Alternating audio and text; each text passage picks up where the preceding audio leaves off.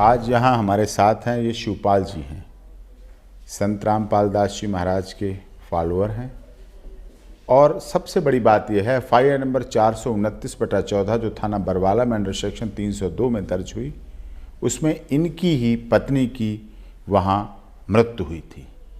ये हमारे साथ हैं। दूसरे हमारे साथ पवन जी हैं, ये रोहतक के रहने वाले हैं और 18/11/14 की घटना में जो बरवाला में हुई, संत रामपाल दास जी महाराज के ये फॉलोअर हैं।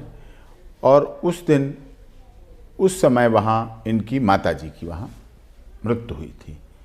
ये आज जो बातें कहना चाह रहे हैं वो अब इसलिए और बहुत ज़रूरी हो जाती हैं क्योंकि आज की स्टेट में संत रामपाल दास जी महाराज और उनके फॉलोअर्स पर FIR नंबर 429/14 और 430/14 जो थाना बरवाला में झूठी रजिस्टर्ड की थी।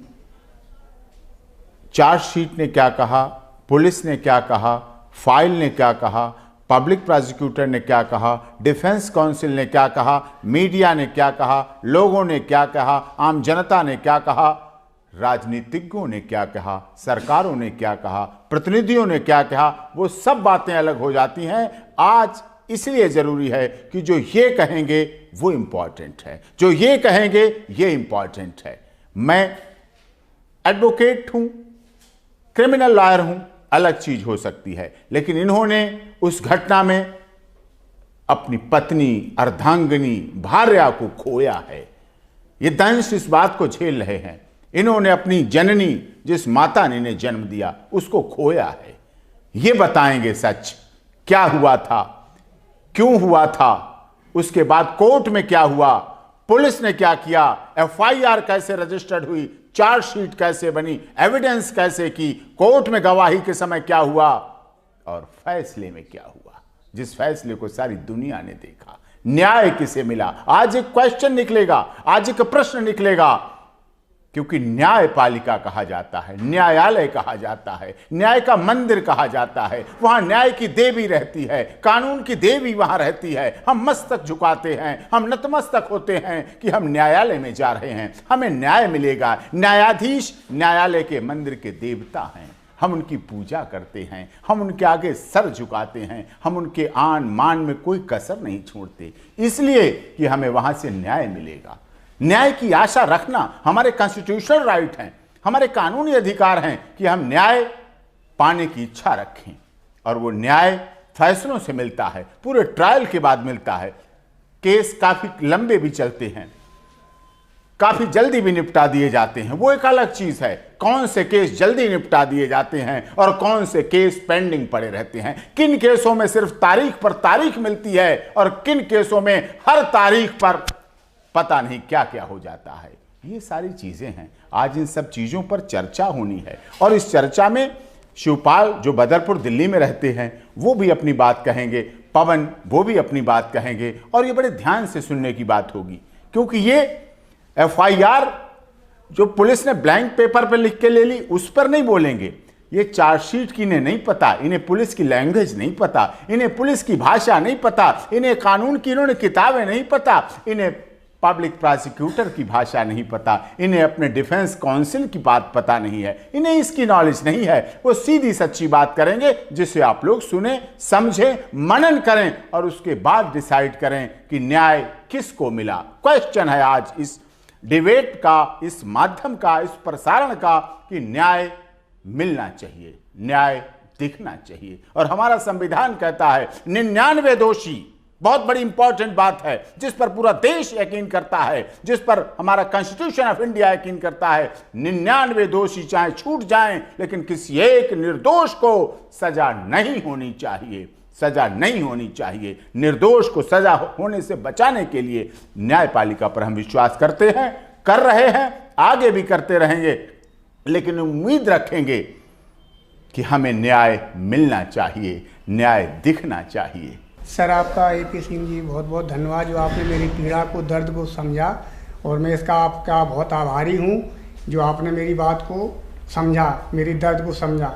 मैं पिछले 4 साल से इस चीज़ की उम्मीद रखता था कि जिन लोगों ने मेरी पत्नी की हत्या की है उन लोगों को कुछ इंसाफ, मुझे कुछ इंसाफ मिलेगा। लेकिन आज मेरा दर्द, जिस दिन से फैसला आया है, आज मेरी उम्मीद सारी हार चुकी हैं कि मैं किस चीज़ का उम्मीद कर रहा था कि मतलब कैसे कैसे फैसला आना है, मेरी पीड़ा को समझेंगे। मैंने एफिडेविट भी दे दिया, मैंने मीडिया के सामने भी बोल दिया, मैंने जज साहब के सामने भी बोल दिया कि मैंने कोई, संत रामपाल जी ने मेरी पत्नी की हत्या नहीं की है। आज संत रामपाल जी तो बिल्कुल निर्दोष थे, वो तो बीमार थे।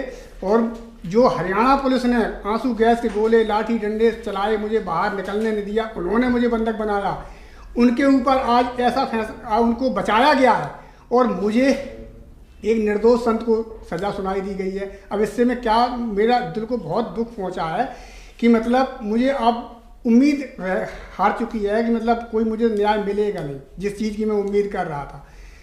मैं 4 साल से इसी चीज़ को इंतज़ार कर रहा था कि दोषियों को कुछ मेरे पक्ष में किसको मिला सज़ा, किसको मुझे न्याय मिला, जिस चीज़ को मुझे तो न्याय मिला ही नहीं, जिसकी मैं उम्मीद लगा रहा था, जिसकी मैं आस लगा रहा था कि मुझे न्याय मिलेगा, मुझे तो न्याय मिला ही नहीं। अब मुझे ये भी नहीं पता कि मुझे न्याय क्या किसको मिला, लेकिन मुझे नहीं मिला। मुझे इतना यकीन है कि न्याय मुझे नहीं मिला। अब मैं इसकी फैसला परमात्मा ही करे, मैं क्या करूं।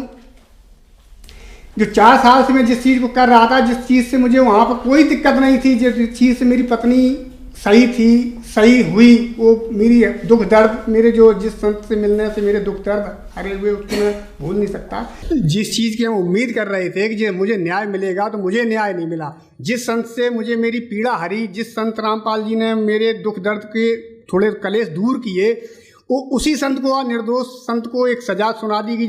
जबकि पुलिस वालों ने, हरियाणा पुलिस ने एक्सपायर्ड आंसू गैस के गोले छोड़े और मेरी पत्नी की मेरे आंखों के सामने हत्या हो गई, क्योंकि इन्होंने पहले से बिजली, पानी, राशन सब कुछ काट रखा था। बाहर निकल रहे थे तो ये मारपीट कर रहे थे, और अंदर रहे तो मेरी दम घुटी, मेरे आंखों के सामने उसको मूर्छित हो गई और उसने घुट घुट के उसकी दम निकल गई, लेकिन मुझे बाहर नहीं निकलने दिया। और बाद में मुझे मीडिया में, सब में, दुनिया में बदनाम कर दिया कि बाहर निकल नहीं रहे थे, ऐसे कर रहे थे, वैसे कर रहे थे, और कोरे कागज पे साइन करा के, ब्लैंक पेपर पे मेरे साइन करा के मुझे जबरदस्ती इन्होंने शिकायतकर्ता बना दिया।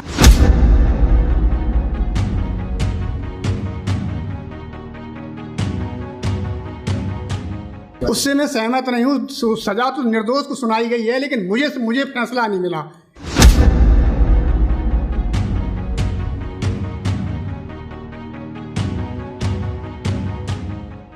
हरियाणा पुलिस ने और सरकार ने मिलकर ये साजिश रची है। मुझे फैसला नहीं मिला, मुझे जिसकी उम्मीद थी। मेरे से कोरे कागज, ब्लैंक पेपर पे साइन कराए गए, ये कह के, ब्लैंक पेपर पे साइन कराए गए ये कह के कि तुम्हें डेड बॉडी दी जाएगी, डेड बॉडी के बारे में कुछ कागज बनाने हैं, इसलिए तो इस पर 4-5 तुम्हारा छोटा बच्चा है, बार बार दौड़ के नहीं आओगे। और उस पर इन्होंने मेरे साथ ऐसा षड्यंत्र रखा है। अब तो मुझे इस फैसले के बाद मुझे अपने जीवन का भी खतरा लग गया है, मेरे परिवार की भी खतरा लग गया है कि अब मेरे साथ कुछ भी हो सकता है, क्योंकि न्यायपालिका से तो मेरा विश्वास उठ ही गया है।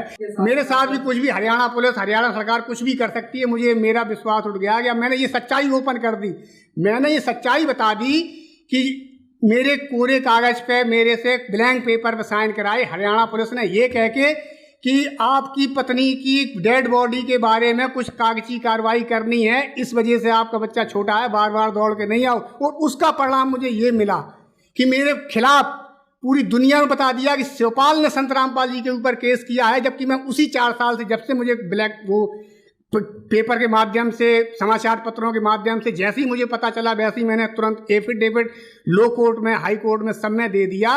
और उसके परिणाम में सम्मुख जाके जज साहब के सामने, न्यायाधीश के सामने मैं बोल के आ गया कि भाई मेरी पत्नी की हत्या संत रामपाल जी ने नहीं की है, मेरी पत्नी की हत्या एक्सपायर्ड आंसू गैस के गोले हरियाणा पुलिस ने छोड़े, उसके कारण उसकी दम घुटने से हत्या हुई है। और मेरे सामने, और जबकि बिजली, पानी, राशन पानी पहले से काट रखा था, उसमें कोई ट्रीटमेंट नहीं मिला, वहाँ पर ना मेरी कोई हेल्प की गई, और उससे उसकी हत्या हुई। जबकि देखो परिणाम मुझे आज क्या मिला, एकदम 0।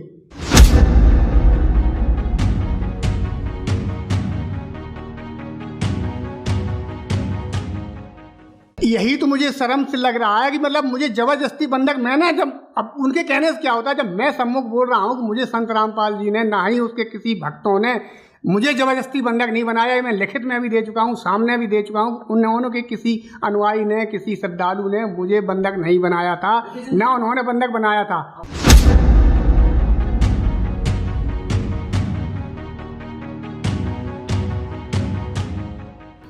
आज ये जब से 429/14, 430/14 में फैसला आया है, तब से केवल शिवपाल ही नहीं कह रहे हैं, इस देश के कानूनविद, जो बड़े बड़े कानूनविद हैं, रिसर्च करते हैं लॉ पर, बड़े बड़े फिलोसफर, लॉ के विद्वान, लॉ के छात्र एकेडमिक डिस्कशन करते हैं। किसी एक केस से नहीं मतलब उनके उस पर रिसर्च केस पे होती है कि क्यों ऐसा, जो रिपोर्टेड केस होते हैं उनकी बातें आज जो हो रही हैं, उसके आधार पर साफ तौर पर यह सिद्ध हो गया है कि जिसमें शिकायत करता ही है, न्याय जब न्यायालय करता है तो किसी एक पक्ष के हक में करता है, एक पक्ष को राहत मिलती है। आपने हाई प्रोफाइल केसों में देखा होगा, कोई एक पक्ष कहता है हाँ मुझे न्याय मिला, मुझे देर से सही लेकिन मुझे न्याय मिला, वो एक पक्ष होता है, हम उसके साथ होते हैं, हम चाहे डिफेंस काउंसिल हो, लेकिन हमें लगता है हाँ एक पक्ष को तो न्याय मिल गया। लेकिन आज सबसे बड़ा प्रश्न चिन्ह लगा है, सब बुद्धिजीवियों के लिए है, सब कानूनविदों के लिए है, सामाजिक लोगों के लिए, मीडिया के लिए। कितने मीडिया के रिपोर्टर हमसे आउट ऑफ कैमरा और पूछते हैं इस बात को कि ये कैसा न्याय हुआ। शिकायत करता वो रोता घूम रहा है कि मेरे ब्लैंक पेपर पे साइन करा के, और कोर्ट में बयान भी हो गए।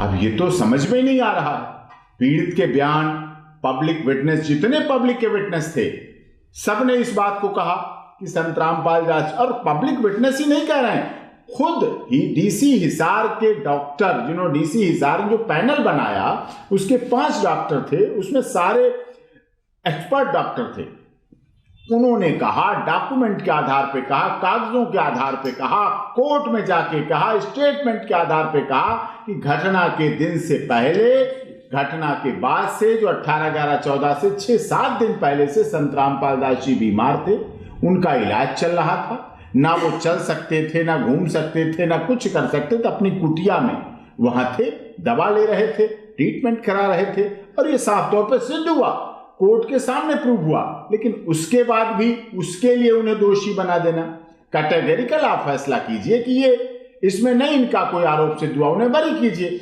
15 एक्यूज हैं, 14 एक्यूज हैं, 50 एक्यूज हैं, 2 एक्यूज हैं, आप कैटेगरिकल फैसला करना चाहिए कि उसमें इनका दोष नहीं था, इसलिए इनको बेइज्जत बनी। इनका दोष था तो ये बताएं, कोई अगर उसमें सिद्ध होता। लेकिन पूरे को, ओवरऑल को, सबको, जो बीमार है उसको, जो थे, क्या कोई संत रामपाल दास जी की या जो 14 एक्यूज उनको कन्विक्ट किया गया, क्या उनमें से किसी की ऑडियो रिकॉर्डिंग है कि वो कह रहा हो कुछ ऐसा? क्या वीडियो रिकॉर्डिंग है, कोई कह रहा हो ऐसा? कुछ नहीं।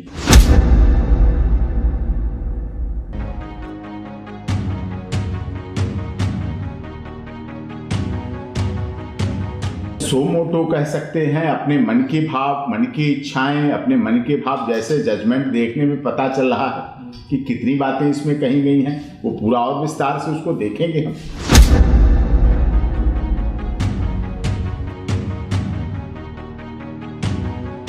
जो भी लोकल एडवोकेट थे उन्होंने वो बातें तो रखने का जरूर प्रयास किया होगा, लेकिन उन बातों को मानने का तो जिम्मेदारी जज साहब की थी। उन्हें देखना चाहिए कि दोनों पक्ष अपनी बात रख रहे हैं, सच्चाई क्या है। इसीलिए 161 के स्टेटमेंट जो पुलिस के सामने बयान होते हैं उनको सच नहीं माना जाता है।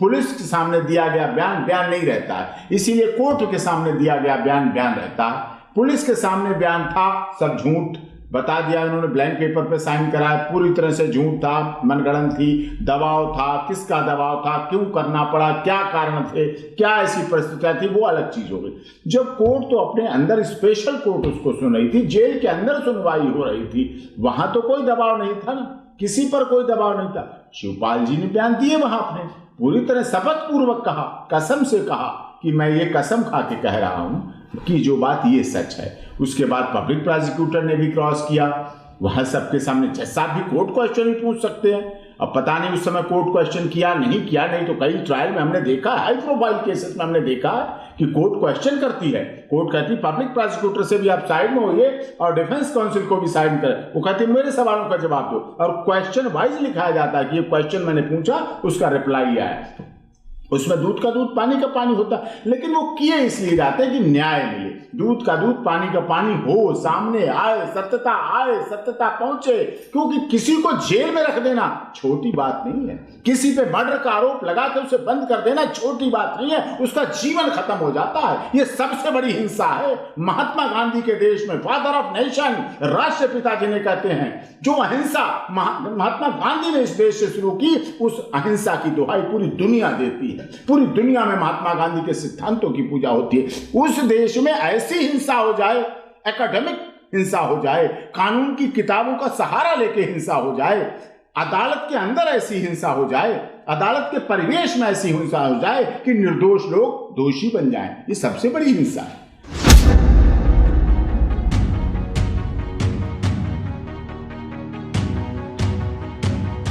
अब देखिए, न्याय की लड़ाई बहुत लंबी जाएगी।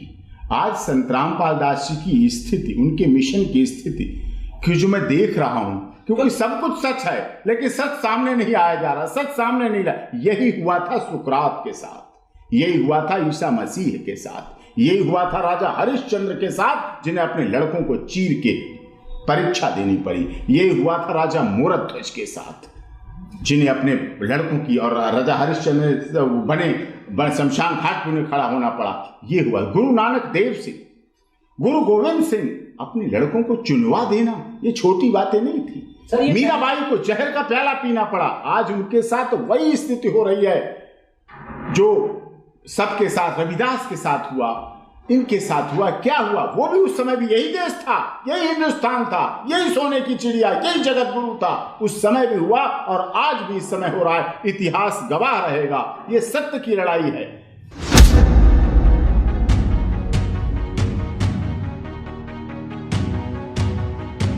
ये सबसे बड़ी बात है कि हम तो डिफेंस काउंसिल हैं, लेकिन ये शिकायतकर्ता खुद आके कह रहा है, तो इनका दर्द है, ये इनके दिल का वजन है, जो हमारे से मिलके, हमारे पास टाइम लेके, ढूंढ के आके हमारे पास आके कहते हैं कि सर मुझे न्याय दिलाइए।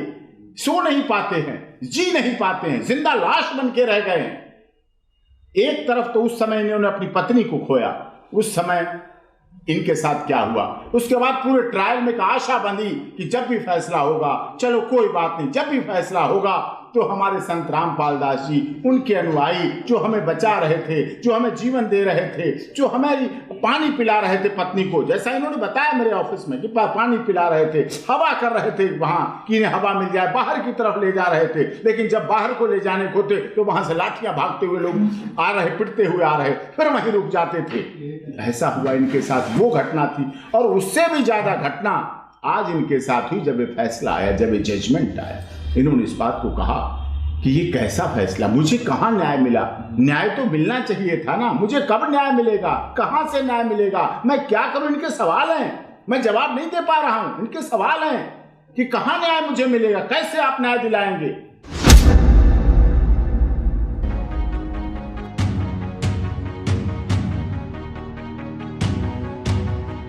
आपने बहुत बढ़िया सवाल किया, और काश अगर ये सवाल 429/14, 430/14 के ट्रायल कोर्ट के माननीय न्यायाधीश महोदय करते, ये सवाल पूछते पब्लिक प्रोसिक्यूटर से, ये सवाल पूछते सरकारी वकील से, ये सवाल पूछते जांच एजेंसी से, ये सवाल अपनी फाइल में पूछते, ये सवाल अपने रिकॉर्ड से पूछते कि ये क्या था। आज हम इसको, जिसमें हेल्ड गिल्टी कर रहे हैं बंधक बनाने में, वो मेन केस 426/14 था, 427/14 था, उसका पूरा ट्रायल मैंने किया, शुरू से लास्ट तक का फाइनल जजमेंट तक ट्रायल किया। और उसमें साफ तौर पर पब्लिक के गवाह, उसमें कोई सेवादार नहीं थे, उसमें कोई फॉलोअर नहीं थे, उसमें बाहर के लोग थे, दैनिक जागरण के हिसार के रिपोर्टर थे, और लोग थे पब्लिक के, और खुद एसएचओ सभी थे उसमें गवाही में। उनके बयानों में भी साफ तौर पे बात आई है, पब्लिक विटनेस ने साफ तौर पे कहा है कि संत रामपाल दास जी, उनके अनुयायियों ने किसी को बंधक नहीं बनाया था। बाहर पुलिस की मार, डर, भय, पकड़ के ले जाने का डर, मारने पीटने का डर, झूठे केस में फंसाने का डर की वजह से हम लोग वहां बैठे हुए थे, वहां रुके हुए थे। वहां अपने आश्रम क्या है, क्या आश्रम कोई वहां आतंकवादियों का घर था? आश्रम क्या है, सत्संग वहां होता था। और बरवाला में है, बरवाला थाने के पास है। बरवाला सच्चों से मैंने क्रॉस में पूछा, आप तो आश्रम में जाते होंगे पहले, इस घटना से पहले कहां जाते थे? हमने कोई आपको गैर कानूनी गतिविधि मिली? कभी नहीं मुझे मिली, मैं देखता था, जाता था, आता था, जाता था। तो वहां थे, अपने घर में थे। एक आश्रम किसका होता है? एक संत, जो संत का घर नहीं होता है, उसका परिवार नहीं होता है, उसके बच्चे पत्नी ये नहीं होते हैं। एक संत का आश्रम ही परिवार होता है, उसके सेवादार ही परिवार होते हैं, वही उसके सब कुछ होते हैं। और इसके अलावा उसकी कोई दुनिया ही नहीं होती है। जो उसके सत्य पे चलता है, जो उसके मार्ग पर चलता है, जो उसकी शिक्षा पर चलता है, वही उसका परिवार है, वही इसका। तो ये चीज थी। और उसमें संत रामपाल दास जी और उनके सभी अनुयायियों को बाइज्जत बरी किया गया लंदन ट्रायल कोर्ट ने। और साफ तौर पे लिखा उस फैसले में कि संत रामपाल दास जी और उनके किसी अनुयायी ने किसी को बंधक नहीं बनाया हुआ था। ये पूरा केस पुलिस ने झूठा दर्ज किया, झूठी चार्जशीट दी, झूठी गवाही दी, झूठे बयान दिए। इसलिए हम संत रामपाल दास जी को बाइज्जत बरी करते हैं। जब वहां ये फैसला हो गया था 426/14 में, 427/14 में, फिर 429/14, 430/14 में बंधक की धाराओं में सजा भी दी गई, जुर्माना भी दिया गया। क्या था ये?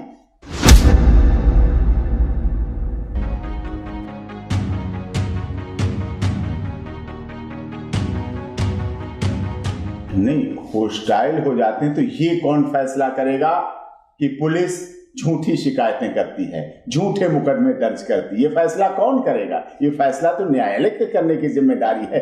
क्यों कहा गया है कि 99 दोषी छूट जाएं, लेकिन किसी एक निर्दोष को सजा नहीं होनी चाहिए? अगर आप बेनिफिट ऑफ डाउट की बात करते हैं तो कहें कि 99 दोषी छूट गए बेनिफिट ऑफ डाउट का लेके, लेकिन उसके चक्कर में किसी एक निर्दोष को अगर आप सजा दे देंगे तो वो न्यायालय की गरिमा की गिरती हुई स्थिति होगी। उस समय उस व्यक्ति के पास, ऐसा आपने पीछे भी देखा सुप्रीम कोर्ट में, महात्मा गांधी असैसिनेशन केस, महात्मा गांधी की हत्या की केस की सुनवाई सुप्रीम कोर्ट में फिर से शुरू की गई। इसलिए कि अगर कहीं कोई सच्चाई है, अगर कहीं कोई बात है, तो अगर गांधी को नाथूराम गोडसे ने नहीं मारा, अगर ये सिद्ध होता है तो हम उसको क्लीन चिट दे। दोनों नहीं रहे, महात्मा गांधी भी नहीं है, नाथूराम गोडसे भी नहीं रहे, लेकिन न्याय का दीप, न्याय की तराजू, न्याय जो इंसाफ जिसे कहते हैं, उसके लिए ऐसे कार्य करने पड़ते हैं, उसकी वजह से ऐसे करने पड़ते हैं। जब व्यक्ति सामने कह रहा है और ये तो बड़े भयभीत हैं, बहुत डरे हुए हैं, ये इस बात को कह रहे हैं मेरे साथ कुछ भी हो सकता है, मेरे साथ कहीं कुछ अनहोनी हो सकती है, मेरे पास कोई मुकदमा दर्ज हो सकता है, मेरे पास कोई कुछ कहीं कुछ फंसा सकता है, अब मैं क्या करूं? ये इनके सवाल हैं।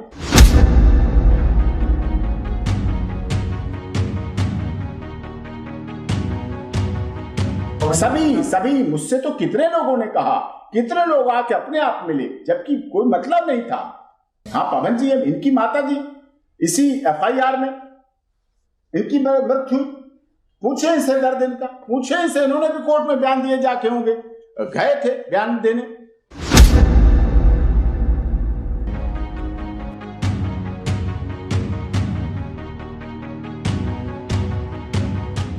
नहीं, मैं इस फैसले से खुश नहीं हूँ, क्योंकि हमारे साथ जो है न्यायालय ने जो है न्याय का गला घोटा है। क्योंकि मैं वहाँ पे मौजूद था आश्रम के अंदर, पुलिस ने जो कार्रवाई की थी आश्रम के ऊपर, उसी के कारण मेरी माँ की मौत हुई है।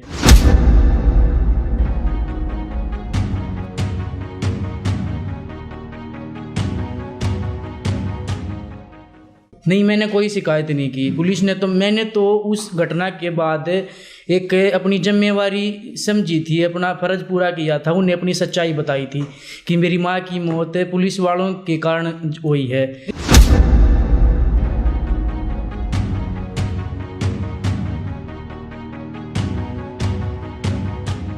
हाँ बिल्कुल बताई जज साहब को, मैंने भी बताई, मेरे छोटे भाई ने भी बताई, यहाँ तक बोला जज साहब को, जज साहब मुझे भी पुलिस वालों ने पिटाई की है।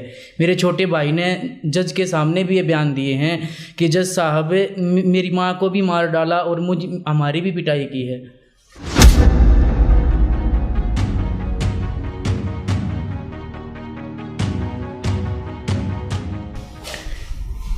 उन्होंने सबसे पहले मुझसे ये पूछा कि जैसे छोटे भाई थे संदीप, कि भाई ये कौन है। हाँ सर, मैं इसका भाई हूँ बड़ा। तो वो पूछने लग गया कि सेम बयान कर दो, इसका छोटा भाई है।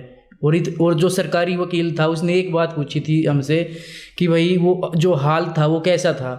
वहाँ वो काफ़ी बड़ा हाल था और वो मतलब उसमें काफ़ी मतलब खिड़कियाँ लगी हुई थी और ऐसा कुछ नहीं था वहाँ पे।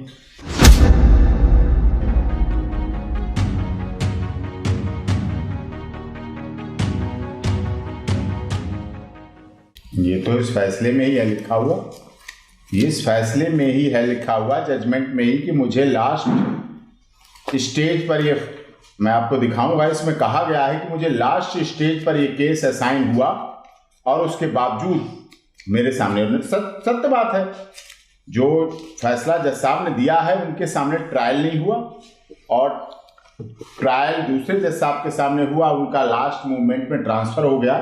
क्या परिस्थितियां रही, government knows better, God knows better. लेकिन उनका ये कहना था कि मेरे सामने बहुत बड़ी ऐसी परिस्थिति थी, चैलेंज था कि मुझे जल्दी फैसला करना था और इस केस को जो मेरे सामने ट्रायल भी नहीं हुआ। ट्रायल होता है जिसके सामने, तो उसकी बॉडी लैंग्वेज भी वो देखता है, विटनेस को भी देखता है, उन्हें समझता है क्या बोला, किस तरह से बोला, किस तरह से पब्लिक प्रोसिक्यूटर बोल रहे हैं, किस तरह से डिफेंस काउंसिल बोल रहे हैं। तो वो सारी स्थिति इसीलिए सामने का रखा गया। जो हमारा सीआरपीसी का प्रोविजन है कि सामने हो गवाही जज साहब के सामने, वो इसीलिए रखा गया कि न्यायाधीश का स्थान ऊपर क्यों रखा जाता है। दोनों पक्ष उसके सामने खड़े होते हैं और दोनों बराबर में खड़े होते हैं, जबकि एक दोषी होता है, एक निर्दोष होता है। लेकिन जज साहब का स्थान इसीलिए ऊंचा रखा जाता है कि वहां से वो बराबर दोनों को देख सकें, दोनों में बराबरी रख सकें, कौन सच है झूठ है ये देखें और फैसला करें।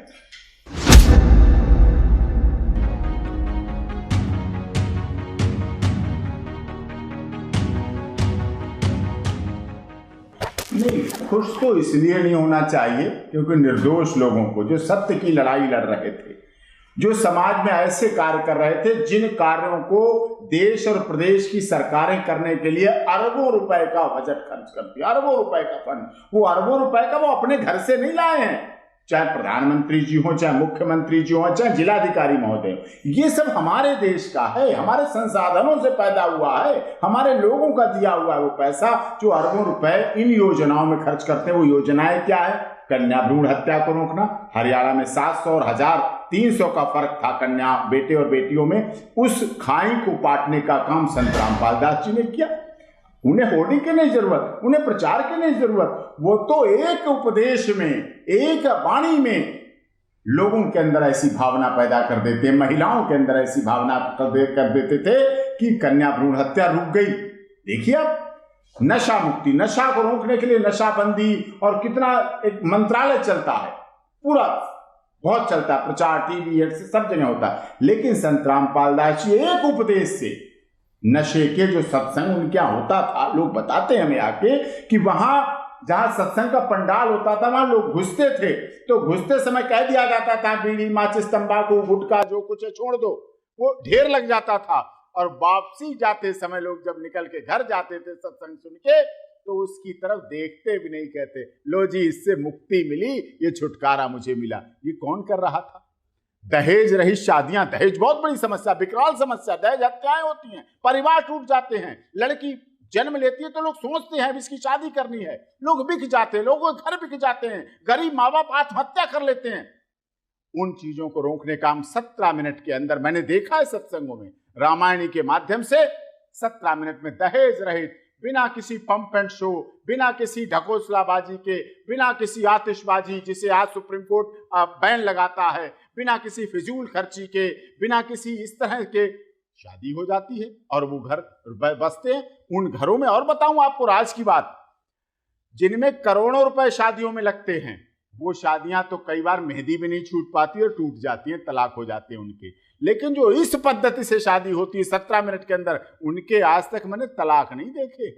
कोई हमें ऐसा नहीं मिला किसी एडवोकेट को कि संत रामपाल दास जी की रामायणी में शादी हुई थी और हमें तलाक चाहिए। ना ना ना ना, वो तो इतनी ऐसे दोनों पक्ष हो जाते थे लड़के। वो चीज देखिए, आप सुनिए, धैर्य रखिए, धैर्य के साथ सुनिए जो बातें मानवता भलाई की जो उन्होंने की।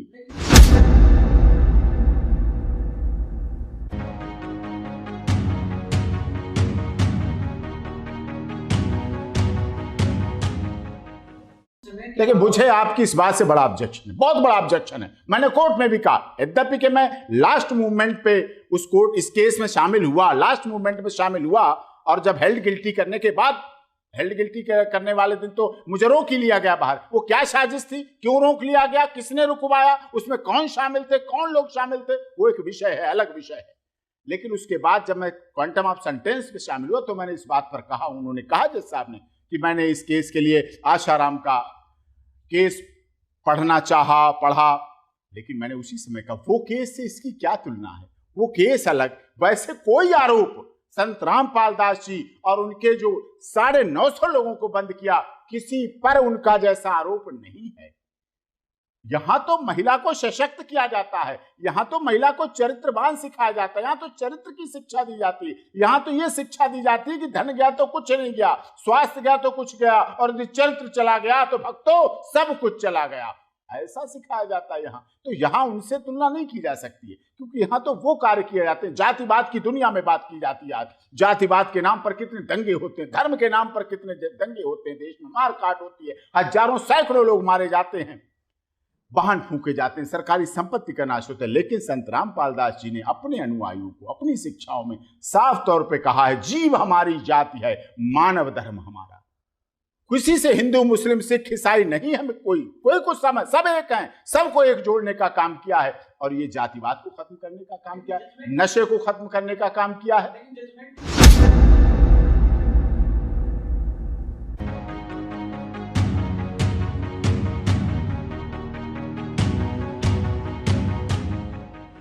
नहीं, ये तो मेरे समझ में नहीं आया, ये कैसे कहा, कैसे लिखा, क्या है, क्यों ऐसा कहा। संत रामपाल दास जी की तरफ से तो ऐसा कुछ नहीं कभी कहा जाता है। तो अपना भक्ति का मार्ग है, वो तो बताते हैं, समझाते हैं, गीता की बात करते हैं, वो वेद और पुराण की बात करते हैं। हमारी संस्कृति क्या कहती है, गीता को मानती है, वो गीता की बात करते हैं। वेद और पुराण, चारों वेदों की बात की जाती है। हमने देखा है उनके आश्रमों में वेद रखे हुए।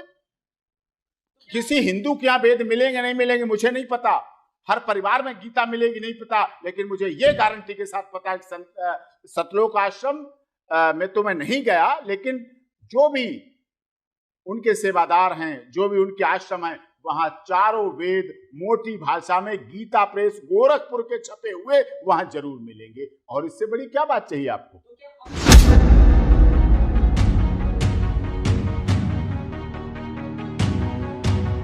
दबाव किसका था, कहां था, कैसा था, मुझे 11 तारीख को पता चल गया, जब मैं वहां 11 अक्टूबर को हिसार सेंट्रल जेल विशेष अदालत जहां बनाई गई थी वहां जाता था। पहले जब मैं 426, 427 के पूरे ट्रायल में था तब तो लगातार जाता था, और जब मैं वहां उस दिन पहुंचा, जो लिस्ट में हमारा अल्फाबेटिकल नाम सबसे पहले होता था, एपी सिंह की वजह से सबसे पहला नाम मेरा होता था, उस लिस्ट को ही बदल दिया गया। उस लिस्ट में ही नाम नहीं, कहने के बावजूद भी नाम नहीं, बात करने के बावजूद नहीं बुलाया जा रहा। ये क्या साजिश थी? क्या बिना डिफेंस काउंसिल के, बिना वकील के आप अंदर को सजा का ऐलान कर सकते हैं? क्या अंदर दोषी ठहरा सकते हैं? यही न्याय की बात हमें लग रही है। इसी से हमें लगा, और वहां तो सारी मीडिया थी, वहां सभी मीडिया पर्सन्स थे वहां, और उन्हें आश्चर्य हो रहा। उनसे जब लगातार हम बता रहे हैं, उस को देख रहे हैं, आप हमें आइडेंटिफाई कर रहे हैं, देख रहे हैं, और उसके बाद अंदर नहीं जाने दे रहे, उससे सिद्ध हो गया था। कई न्यूज चैनल तो साफ तौर पे, क्या इसका मतलब कहीं ना कहीं कुछ गड़बड़ है सिंह साहब, कहीं ना कहीं कुछ गड़बड़ है, आपको क्यों नहीं जाने दिया जा रहा है?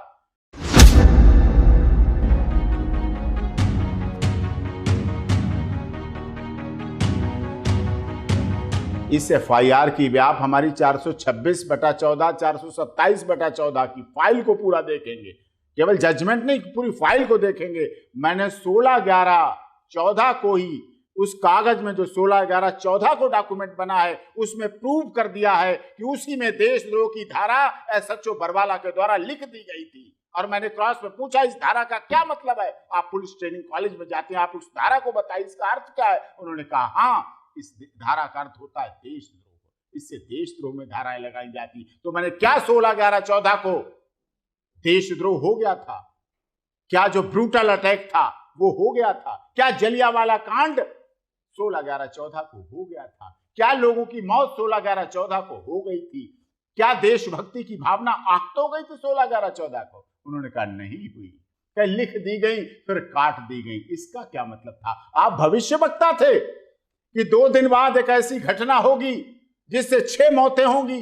आप भविष्यवक्ता थे कि 2 दिन बाद ऐसा कोहराम मचेगा जिसमें मीडिया वालों पे लाठियां चलेंगी, जिसमें निर्दोष लोगों को मारा जाएगा, जिसमें एक्सपायर्ड आंसू गैस के गोले चलेंगे, जिसमें पानी की बौछारें ठंड में चलेंगी, जिसमें दूर देश से आए हुए, गुवाहाटी से चौपाटी, कन्याकुमारी से कश्मीर से आए हुए लोग, वो श्रद्धालु जो सत्य की खोज में भटकते हैं, जिन्हें जहां सत्य मिल गया वहां आए हैं, उनके साथ ऐसा बर्ताव करेंगे। अरे मैं तो कहता हूं सॉन्डर्स अगर होता 18, 11, 14 को, अगर सॉन्डर्स जिंदा होता, अगर वो देख लेता, वो भी शर्मिंदा हो जाता कि ये तो ऐसा हमने जलियांवाला कांड में भी नहीं किया था, वो वहां हुआ है। हमारे लोगों ने किया, अपने लोगों ने किया, इस देश के लोगों ने किया और इस देश के लोगों के ऊपर किया। ये सबसे बड़ी दुखद बात है। ये सबसे बड़ी सवाल है कि ये क्यों ऐसा हुआ, क्या कारण थे। 426/14, 427/14 में 22 बरी होने के बाद भी इन केसों का कोई महत्व नहीं रह जाता है। और ये 2 केस भी, जैसा आपका सवाल था, बिल्कुल अलग अलग एक साजिश के तहत रजिस्टर्ड किए गए थे। उस समय भी धीरे धीरे उसकी ग्रेविटी बढ़ाते चले गए, जिसका आज ये परिणाम है। और गवाह आपके सामने हैं, शिकायतकर्ता आपके सामने हैं, सब कुछ, सारा समाज, इनका परिवार आपके सामने है, हजारों विटनेस जो उस समय की मीडिया ने रिकॉर्डिंग किए थे, मुझे लोग दिखाते हैं लाके, वो कह रहे हैं साफ तौर पे, आपको भी मिल जाएगी रिकॉर्डिंग, आप देखिएगा, ढूंढिएगा रिकॉर्डिंग, जिसमें वो लोग कह रहे हैं हम यहाँ अपनी मर्जी से आए और अपनी मर्जी से बैठे हैं और अपनी इच्छा से बैठे हैं, क्योंकि हमें तो यहाँ जीवन दान मिलता है। आज की दुनिया में सब स्वार्थी हैं, बिना कहीं कुछ किसी को मिले कोई हजारों किलोमीटर दूर से चल के नहीं आता है, उस भक्त को मिलता है, उसकी झोली भरती है, उसके अरमान पूरे होते हैं, उसकी मन्नत पूरी होती है, तब वो वहां आता है, तब वो वहां जाता है, ऐसे कोई नहीं आता है।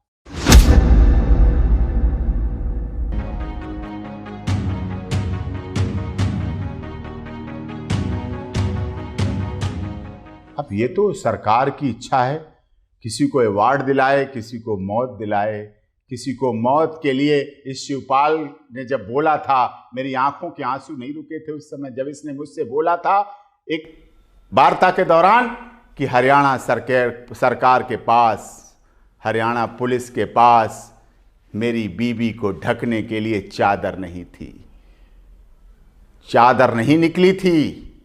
उन प्रशासनिक अधिकारियों को जिनको आप राष्ट्रपति अवार्ड की बात कर रहे हैं, आप सम्मान की बात कर रहे हैं, अवार्ड भी मिलना चाहिए। राष्ट्रपति भी हमारे हैं, देश के नागरिक भी हमारे हैं, अधिकारी भी हमारे हैं, लेकिन जो ऐसा कार्य करें उसे राष्ट्रपति क्या, विश्व में मेगासेस पुरस्कार मिलना चाहिए उसे, ऑस्कर पुरस्कार मिलना चाहिए उसे, लेकिन उनको मिलना चाहिए जिन्होंने इसकी पत्नी को पोस्टमार्टम के बाद, इससे आप पूछिएगा, इसकी पत्नी की मृतका की लाश नंगी पड़ी हुई थी, एक महिला की लाश नंगी पड़ी हुई थी, उसको चादर नहीं थी ढकने के लिए, एक चादर नहीं निकली थी उन अधिकारियों के पास जो चादर से एक महिला की इज्जत को ढकते। आप जानवरों की भी मौत हो जाती, उन्हें भी आदमी चादरा उठा के ढक देता है, किनारे कर देता है कि एमसीडी वाले आएंगे ले जाएंगे। एक जानवर को भी, एक इस देश के नागरिक को, इस देश की महिला को, जो सीता, सावित्री, गार्गी, अपाला का देश रहा हो, जो महिलाओं की बात रही हो, आपने महिलाओं का जो किया, राजा दशरथ के समय की बात याद है। आज आप महिला सशक्तिकरण की बात करते हैं, लेकिन हमारे देश में महिला सशक्तिकरण कब का है? जब राजा दशरथ युद्ध कर रहे थे तो कैकेयी रानी उनकी धुरी पकड़े हुई थी रथ की, क्योंकि उसका कील निकल गई थी और अगर वो ना पकड़ती तो पहिया निकल जाता और राजा दशरथ मारे जाते, युद्ध हार जाते, रानी कैकेयी मारी जाती। उस महिला की, हमारा देश में सत्यवान सावित्री की कहानियों का देश रहा है, हमारा सीता, गार्गी, अनुसुईया, पाला का देश रहा है, जिन्होंने जल छिड़क कर जो भगवान बोले जाते थे उनको बच्चा बना दिया। उस महिला की मैं बात कर रहा हूं।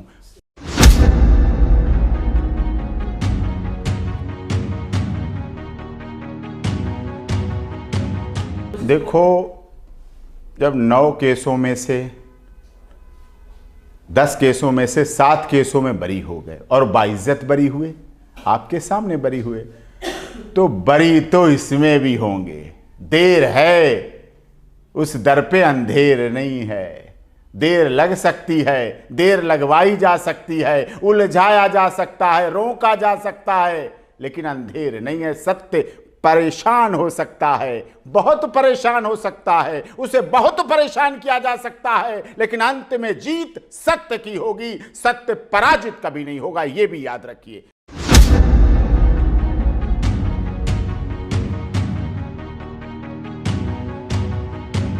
नहीं, वो पॉइंट मैं आपको अभी डिस्क्लोज नहीं करूंगा। वो पॉइंट में जो अपील हमारी पड़ेगी, अपील फाइल होगी, उसमें सारे पॉइंट आएंगे, सारा दूध का दूध पानी का पानी होगा, सारे फैक्ट आएंगे और उस समय भी दुनिया देखेगी, उस समय भी सब देखेंगे और समझेंगे। वो पॉइंट हम अपने उस समय रखेंगे पूरी तरह से। उस समय जब फाइल होगी तब आपको वो पॉइंट भी मिलेंगे और उसकी अपील की कॉपी भी मिलेगी। फिर आप कंपेयर करना उस डिसीजन से और उस अपील से कंपेयर करना। आप उसकी चिंता मत कीजिए।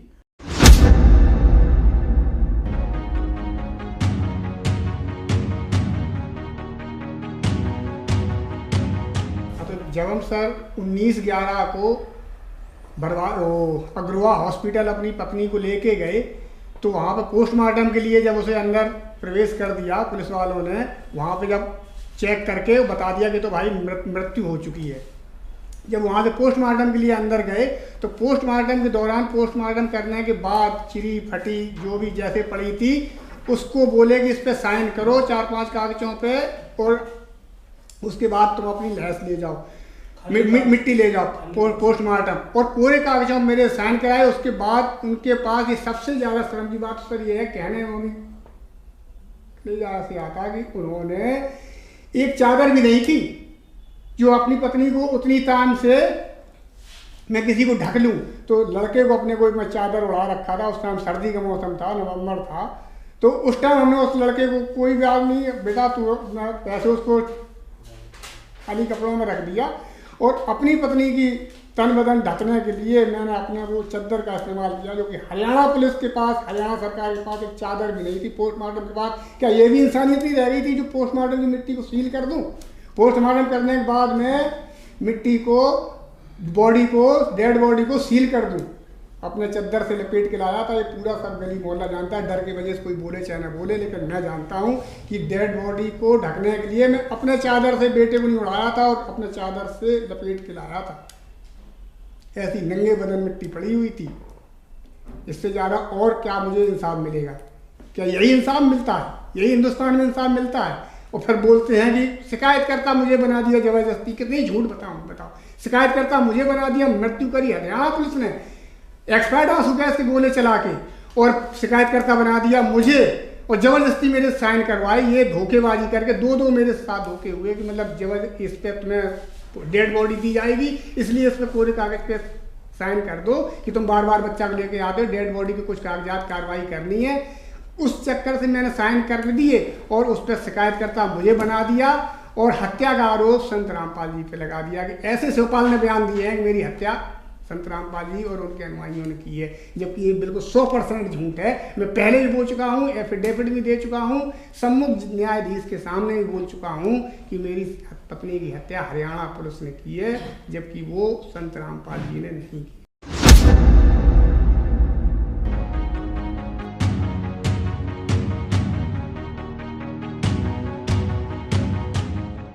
मैं इस देश का एक आम नागरिक हूँ। न्याय पाने का सभी को अधिकार है, सभी को समानता का अधिकार है, लेकिन हमारे साथ असमानता क्यों की गई पुलिस प्रशासन के द्वारा? संत रामपाल जी को फंसाने के लिए पुलिस प्रशासन ने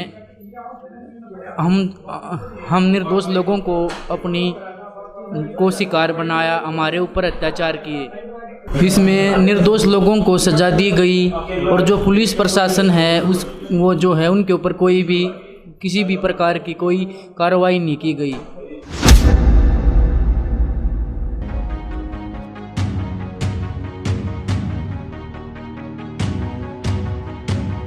इस घटना में संत रामपाल जी व उनके भक्तों का कोई दोष नहीं है। ये जो पुलिस कार्रवाई पुलिस ने जो की थी आश्रम के ऊपर, उसी के कारण मेरी माँ की मौत हुई। न्यायालय के जो न्यायाधीश है उन्होंने पुलिस प्रशासन को बचाने के लिए संत रामपाल जी महाराज के ऊपर जो है झूठा फैसला सुनाया है। इसमें FIR 429 में संत रामपाल जी व उनके भक्तों को दोषी बनाया गया है। इसमें संत रामपाल जी व उनके सभी भक्तों का इसमें कोई दोष नहीं है। मेरी ही माँ को पुलिस प्रशासन ने मौत के घाट उतारा और हमारे ही गुरुजी के ऊपर उसकी हत्या का केस दर्ज कर दिया झूठा।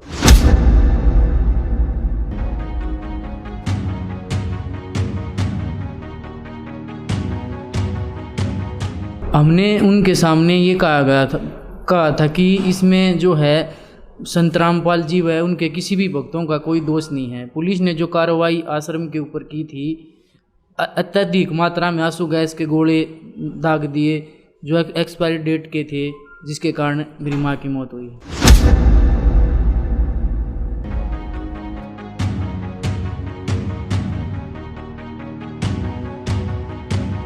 नहीं, मैं इस फैसले से बिल्कुल खुश नहीं हूँ। इससे जो है कि मेरे ऊपर जो है मानसिक तनाव बढ़ा है, क्योंकि इसमें जो है जो दोषी थे उनके ऊपर कोई भी जो है कानूनी प्रक्रिया उनके ऊपर नहीं हुई है, और जो निर्दोष थे उनको जज साहब ने उन्हें सजा कर दी।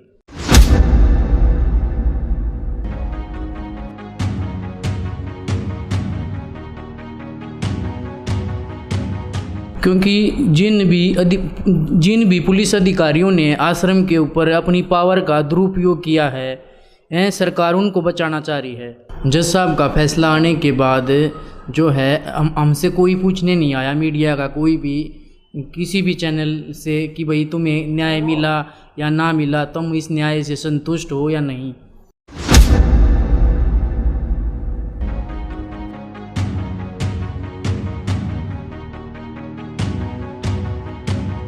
नहीं, देखिए, जब 429/14 में क्वांटम ऑफ सेंटेंस के बाद कहा गया, सब कुछ बताने के बाद संत रामपाल दास जी भी थे और उनके जो अन्य एक्यूज्ड और उनके फॉलोअर वो भी थे आए हुए, तो सबके सामने ये बात कही गई कि ठीक है, ये फैसला हमें कम समय में टाइम हमें मिला, हमें लास्ट स्टेज पे असाइनमेंट हुआ हमारे सामने, हमारे पास जल्दी फैसला करना था इसको, लेकिन हमने किया। और उन्होंने धन्यवाद भी कहा, जज साहब ने सभी वकीलों का, प्रोसिक्यूशन का धन्यवाद किया कि आपने हमें सहयोग दिया, हेल्प की कि तब हम इस पर कामयाब हो सके, इसके लिए हम आपके धन्यवाद पात्र। और साथ में ये भी कहा कि सभी को लाइफ इम्प्रिजनमेंट, ये उनके वर्ड थे, लाइफ इम्प्रिजनमेंट उम्र कैद है, और 1 लाख रुपए फाइन 302 में, 120 बी धारा में 1 लाख रुपए फाइन, और 343 में 5,000 रुपये फाइन और 2 साल की सज़ा, ये चीज़ थी। और उसके बाद कहा साथ में कि साथ में आपके लिए, सबके लिए ये भी है, सारे एक्यूज के लिए, कन्विक्ट के लिए, कि जितने साल तुम लोग जेल में रह चुके हो, जो जेल में तुमने समय बिताया है, जब से बंद हो, 18/11/14 से बंद थे, कोई 19/11/14 से बंद थे, कि वो सारा टाइम भी इस सज़ा में तुम्हारा जोड़ा जाएगा और दोनों सज़ाएं साथ साथ चलेंगी। और उम्र कैद की बात उन्होंने कही थी। ये बात है, सबने सुनी थी, प्रोसिक्यूशन भी था, जो डिफेंस के और लोकल एडवोकेट थे वो भी थे, संत रामपाल दास जी भी थे, कोर्ट का स्टाफ भी था, सभी लोग थे। तो इस आधार पर जब, और जो मुल्जिमों ने बाहर पूछा, बाहर कोर्ट से बाहर निकल के, कि क्या रहेगा इसमें, कितना रहेगा, कितने दिन रहना पड़ेगा, क्या होगा, कैसे होगा, तो पहले का हम लोगों ने कहा कि पहले तो इसमें हाई कोर्ट में अपील पड़ेगी तुम्हारी, और वो बात सुनेगी जो या नहीं सुनी गई, होता है, अपीलांट कोर्ट है, वहाँ जाएंगे।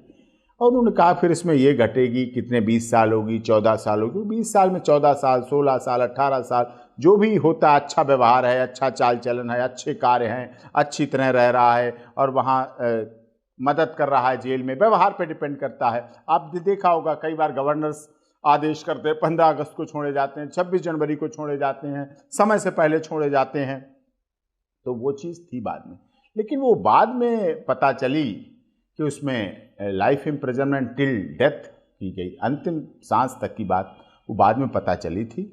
उससे बड़ा सदमा लगा कि ऐसा कैसे हो गया, ऐसा कैसे हो गया। अच्छा, उसमें समस्या ये थी, उस समय कहा गया पहले 15 मिनट में ऑर्डर मिल जाएगा, फिर कहा 1.5 घंटे में ऑर्डर मिल जाएगा, फिर कहा गया चैम्बर में ऑर्डर पहुंचा देंगे, और साइन तो सबके पहले करा ही लिए थे।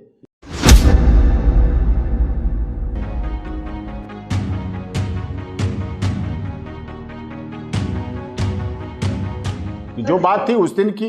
और उस समय संत रामपाल दास जी मुस्कराए थे, बहुत गंभीर। मैंने तो उन्हें कई बार जेल में, और मैं तो उसे जेल को जेल नहीं बोलता हूँ, मैं तो जेल धाम बोलता हूँ।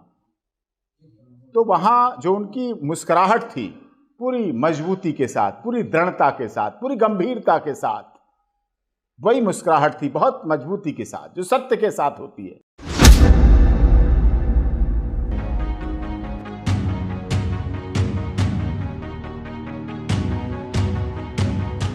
अरे आपने देखा, सारी दुनिया ने देखा, पूरे हिसार में कर्फ्यू जैसा माहौल लगा दिया गया था, पूरे हरियाणा में हाई अलर्ट था, पैरामिलिट्री फोर्स लगाए गए, पूरी हरियाणा पुलिस लगाई गई। जहां लगा पैरामिलिट्री फोर्स कहां लगाया जाता है, यह बहुत बड़ी बात है। और वहां हर चप्पे चप्पे थी। मेरा हिसार में घुसने के बाद 5 जगह गाड़ी रोकी गई। जानते सब, पहचानते हैं, ये तो एपी सिंह एडवोकेट हैं, बहुत बड़े सुप्रीम कोर्ट के वकील हैं, सब पहचानते हैं। नहीं रोको, गाड़ी की तलाशी लो, इनकी तलाशी लो, I card low, I card देखो। मतलब मुझे उस दिन ऐसा फील हुआ कि काला कोट पहन के जाना मेरे लिए गुनाह हो गया। तो लेकिन इस बात सुनिए आप मेरी, लेकिन वहां कोई हिसार में संत रामपाल दास जी के फॉलोअर तो जीव जंतु भी होंगे, कोई जीव जंतु, आदमी की तो बात छोड़िए, पुरुष महिला की तो बात छोड़िए, कोई जीव जंतु भी नहीं ऐसा दिख रहा था जो संत रामपाल दास जी का फॉलोअर हो। सिर्फ पुलिस और पुलिस दिख रही थी।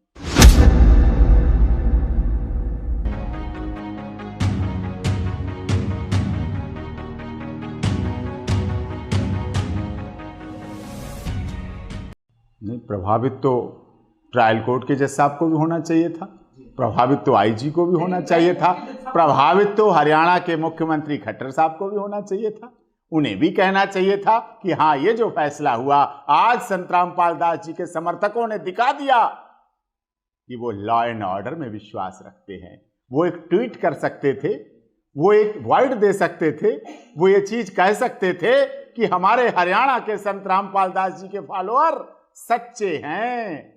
आज कोई चींटी भी नहीं मरी है, आज कोई दुर्घटना की बात, घटना की बात, किसी तरह का कुछ भी नहीं हुआ है। भाई इनने तो कमाल कर दिखाया, कहने में क्या बुराई है। अरे हरियाणा के तो लोग हैं, यहाँ के लोगों ने आपको अपना मुखिया बनाया है, मुख्यमंत्री बनाया है, आपको कोठी बंगले सब कुछ दिया, मान और सम्मान दिया।